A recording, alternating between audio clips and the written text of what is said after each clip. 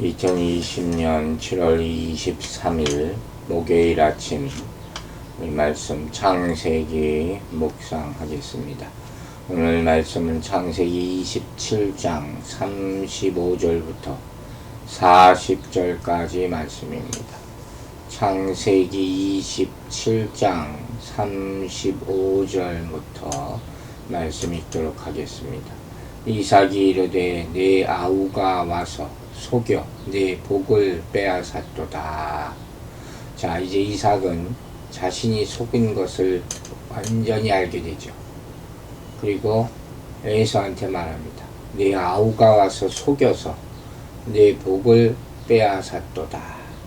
자, 이 순간에 이런 말이 나올 수 있다는 게 참 놀랍습니다. 어쨌든 에서의 입장에서는 청천벽력과 같은 소리였죠. 내가 받을 복이 없어졌다는 얘기니까. 속였다. 내 아우가 와서 속였다. 의도적으로 계획한 속임수를 나타내는 그런 말씀입니다. 야곱이 자신이 속이는 자로 보일 것을 염려했다고 12절에서 얘기했는데 결국 속이는 자로 드러나게 되는, 증명되게 되는 아비로부터 그렇게 호칭받게 되는 그런 안타까운 장면이죠. 근데 이런 의문을 하나 가질 수 있어요. 과연 속임수로 복을 빼앗는 것이 가능할까? 그죠? 이게 타당한 얘기인가? 이 신약성경을 보면 마태복음 11장 12절에서 천국은 침노하는 자일 것이라고 했어요. 사람들이 하나님의 나라로 침입하며 침노하는 자가 빼앗는다. 누가복음 16장에도 이런 말씀이 있거든요. 그렇다고 해도 이 말씀이 목적을 위해서 수단과 방법을 가리지 않아도 된다는 의미는 아니에요. 그러나 어쨌든 간에 옳고 그름을 떠나서 야곱은 장자권이라는 복에 대해서 침입자여 빼앗는 자였다. 이렇게 평가할 수는 있죠. 그리고 역시 이렇게 이삭을 속인 야곱도 후에 라반, 삼촌 라반에게 속임을 당하게 됩니다. 자기가 뿌린 대로 거두는 거죠. 행한 대로 당하게 되는 그러한 모습도 결국 보여지게 된다는 것을 우리는 잊지 말아야 합니다. 자, 36절 보겠습니다. 에서가 이르되 그의 이름을 야곱이라 함이 합당하지 아니하나이까. 그가 나를 속임이 이것이 두 번째니이다. 전에는 나의 장자의 명분을 빼앗고 이제는 내 복을 빼앗았나이다. 또 이르되 아버지께서 나를 위하여 빌 복을 남기지 아니하셨나이까. 참 안타까운 광경이에요. 에서는 야곱이라는 이름 자체가 그에게 합당하다, 속이는 자, 그런 뜻을 가지고 있어요. 언어 유희라고 얘기하죠. 에서는 동생 야곱의 진정한 모습을 지금 보게 되는 것이죠. 단순히 그의 발꿈치를 잡은 자가 정도가 아니라 그것도 대단하지만 이젠 진짜 빼앗는 자, 속이는 자가 되었다 하는 거예요. 이렇게 이 야곱이 속여서 빼앗는 모습이 다시 한번 강조됩니다. 그리고 에서는 이삭이 빌 복을 남겨둘 것을 기대하면서 또다시 축복해 줄 것을 간절히 소망하고 있어요. 복이 또 주면 되지 다 없겠냐 하는 그런 의구심도 갖게 되는 그런 장면입니다. 참 이게 참 이번에 다시 보다 보니까 이 상황, 이 구절들이 굉장히 의미심장하네요. 복잡하고. 또 지금 수요 예배 때도 가족 간의 얘기를 하고 있지만 부자 간에 벌어지는 일 아닙니까? 이 창세기에서부터 이런 일들이 아주 상세한 그런 심리 표현과 함께 벌어지고 있는 것을 보는 것이 참 가슴 아픈 장면이라고 할 수 있습니다. 37절 38절 읽겠습니다. 이삭이 에서에게 대답하여 이르되 내가 그를 너의 주로 세우고 그의 모든 형제를 내가 그에게 종으로 주었으며 곡식과 포도주를 그에게 주었으니 내 아들아 내가 네게 무엇을 할 수 있으랴. 아비가 이렇게 얘기해요.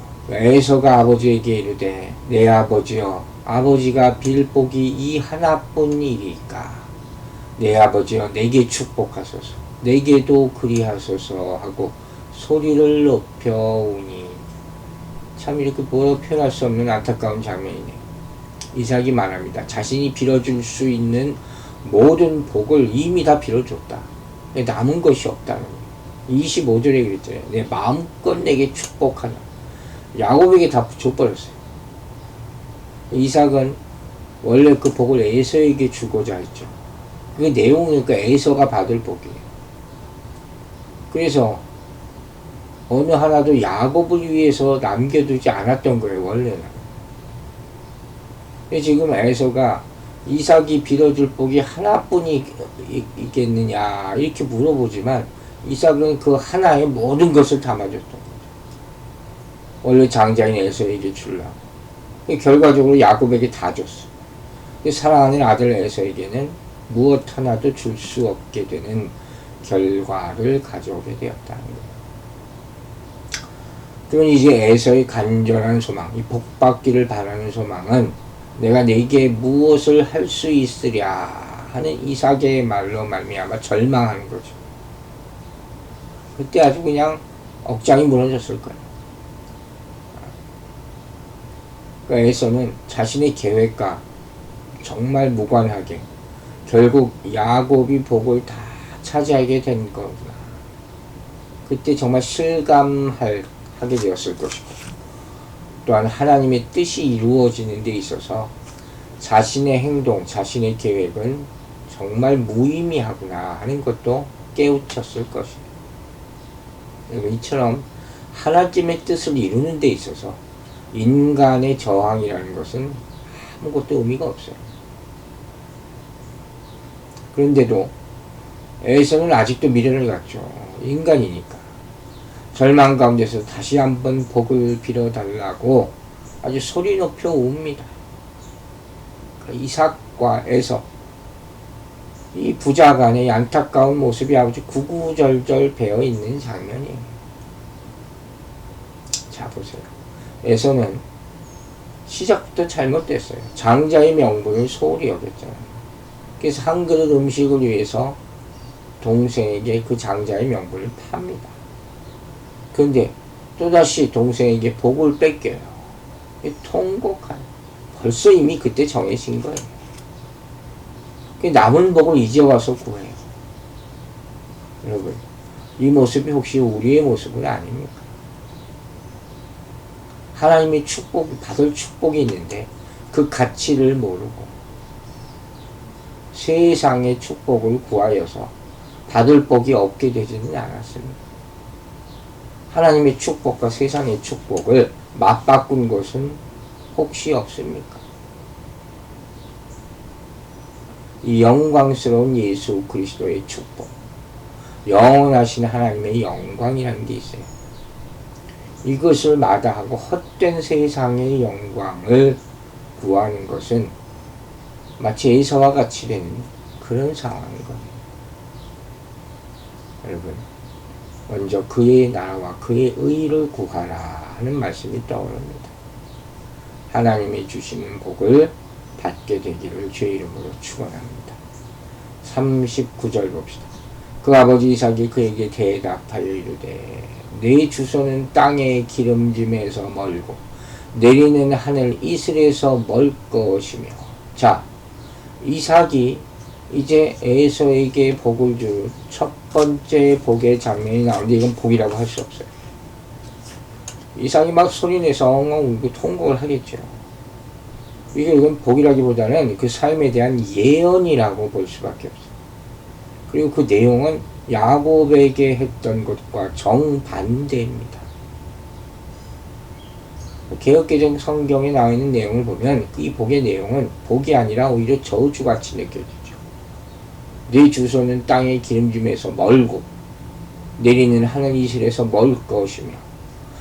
아무리 복이 없어도, 빌어줄 복이 없어도 더욱이 속임을 당한 큰 아들에게 참 이걸 얘기해 줄 필요가 있을까 이렇게 느낄 정도로 여기에 대해서 정반대로 해석하는 사람도 있거든요. 복을 빌어준 거라고. 근데 글자 그대로 보면은 이거는 복이라고는 할 수 없어요. 28절에서 야곱이 받았던 내용과 반대죠. 하나님은 하늘의 이슬과 땅의 기름짐이요 풍성한 곡식과 포도주를 내게 주시기를 원하노라. 근데 여긴 다 멀다 그랬어요. 하늘에서 멀고 땅의 기름짐에서 멀고. 여러분 이거 보세요. 이게 에서의 인생의 결과예요. 하나님께서 주시는 하늘에 속한 모든 신령한 복을 마다하고 장작불을 받지 않겠다 그랬어요. 팔아넘겼어요. 세상의 헛된 영광, 팥죽한 그릇 그것을 구한다면 우리도 마찬가지로 에서와 동일한 예언의 말씀을 나중에 가서 들을 수 있다는 것이요. 여러분, 예수 그리스도 안에서 하나님의 은혜를 구하는 사람은 하늘의 참된 평강과 기쁨과 감사를 누리게 될 줄로 믿습니다. 하지만 반대로 세상의 헛된 영광만을 쫓는 자는 점차 하늘의 은혜에서 멀어져서 세상의 염려와 근심과 걱정에 쌓여 참된 평강과 기쁨을 잃어버리게 되는 거예요. 자, 27장 40절 보겠습니다. 너는 칼을 믿고 생활하겠고 내 아우를 섬길 것이며 내가 매임을 벗을 때에는 그 멍에를 내 목에서 떨쳐버리리라. 이게 두 번째 축복의 내용인데 이것도 참 복이라고 할 수는 없다. 근데 이걸 읽으면서 여러분 에서가 이렇게 설계구나 쉽게 단정해버리지 마시기 바랍니다. 그 내용이 다시 볼게요. 칼을 믿고 생활하는 것, 아우를 섬기는 것, 내가 매임을 벗을 때 그 멍에를 내 목에서 떨쳐버릴 것. 그리고 에서의 남은 인생과 이것과 관계가 있습니까? 아니에요. 성경에 나온 내용만 본다면 에서의 삶에 이런 모습이 없어요. 에서가 칼을 믿고 생활했다 하는 기록은 성경에 없습니다. 물론 사냥꾼의 삶을 살았으니까 그런 식으로 유추해 볼 수는 있죠. 반대로 야곱의 삶에는 칼이 자주 등장합니다. 자, 또 아우를 섬길 것 그랬거든요. 그런데 이 히브리어 본문에는 너의 형제라고 나와 있어요. 형인지 동생인지 확실하게 알 수가 없어요. 또 실질적으로 에서가 야곱을 섬긴 적이 있습니까? 그런 내용은 성경에서 찾을 수가 없습니다. 오히려 야곱이 에서에게 7번 절하고 에서를 나의 주로 부르고 자신을 당신의 종으로 낮추는 모습은 33장에 나와요. 야복강에서. 그죠? 어디도 에서가 나의 주요 이렇게 부르지 않았어요. 그 다음 매인자 그 멍에 이게 또 무슨 의미냐? 이게 매여 있다 하는 단어의 의미는 원어적 의미는 방랑하다예요. 에서는 방랑했던 사람이 아니에요. 그는 세일 땅에 정착해서 살았고 이삭의 장례를 치른 후에도 계속 세일 땅에서 살았거든요. 게다가 실질적으로 봤을 때 에서는 메고 있는 멍에도 없습니다. 오히려 야곱의 인생이 에서에 대한 두려움 때문에 집을 떠나서 바담 아람에서 20년 동안 방랑하면서 살았죠. 인생이 돌아다닌 거예요. 그 이후에도 긴 시간을 방랑하면서 살았어요. 그러므로 에서에 대한 두려움을 오히려 그의 야곱의 멍에라고는 할 수 있어요. 유치해서 해석하면.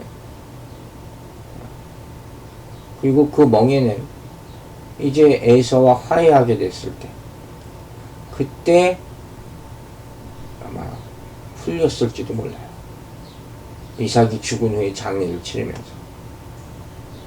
결국 이 모습은 뭘 의도하느냐? 에서가 받은 복이 원래 야곱에게 의도되었던 것이라. 이거 아세요? 야곱이 받은 축복을 에서가 받아버린 거예요. 이렇게 보면 정말로 아낌없이 축복한 이삭에게는 남은 것이 없었다는 거예요. 참 이게 이해하기가 쉽지 않지만 하여튼 그렇게 됐어요. 결과적으로 에서가 누릴 수 있는 거 아무것도 없어요. 그러니까 하늘로부터 부어지는 은혜보다는 스스로 힘과 노력에 의해 살 수밖에 없는 인생이 되어버리고 말았다. 머리가 아닌 꼬리가 되는 꼬리와 같은 삶을 살아야 되고 이끄는 자가 아닌 섬기는 자로 살게 되었다 하는 거죠. 하지만 이 가운데 우리 소망을 담아서 이렇게 해석할 수도 있죠. 에서가 그것을 운명으로 여기며 매어 살기를 이삭은 아마 원치 않았을 것이다. 아비로서 애쓰면 그에게 덮인 멍에를 떨쳐버릴 수 있다. 이렇게 교훈해 준 것 아닌가. 이렇게 해석하는 사람들도 있어요. 에서가 때가 되면 그 지배에서 벗어나게 될 것이다. 이렇게 풀이하는 사람도 있어요. 그러면 에서의 멍에는 무엇이냐? 바로 야곱에 대한 원망, 아버지에 대한 원망, 어머니에 대한 원망. 그게 아닐까 하는 생각도 해봅니다. 자, 이처럼 에서의 입장에서 보면 인생이 이제 포기한다, 끝이다, 아니면 연민에 허덕이는 이런 사람들 많죠. 과거에 붙들려서 이렇게 살지 않고 이제 이것을 그 멍에를 깨버리고 풀려버리고 이 불행을 행복으로 바꾸고 사는 사람도 있어요. 열쇠는 그 사람의 손에 달려있죠. 지혜로운 사람은 실수와 실패에서 교훈을 얻는다고 했습니다. 그리고 같은 실수를 되풀이하지 않는다고 했습니다. 야곱의 인생과 에서의 인생, 참 이렇게 형제의 인생이 갈라지게 됩니다. 누가 진정한 축복받은 자입니까? 여러분 깊은 묵상을 하시고 여러분의 삶에 적용하여 하나님의 복받는 인생 되시기를 주의 이름으로 축원합니다. 기도하겠습니다. 아버지 하나님, 야곱과 에서의 운명이 갈라집니다.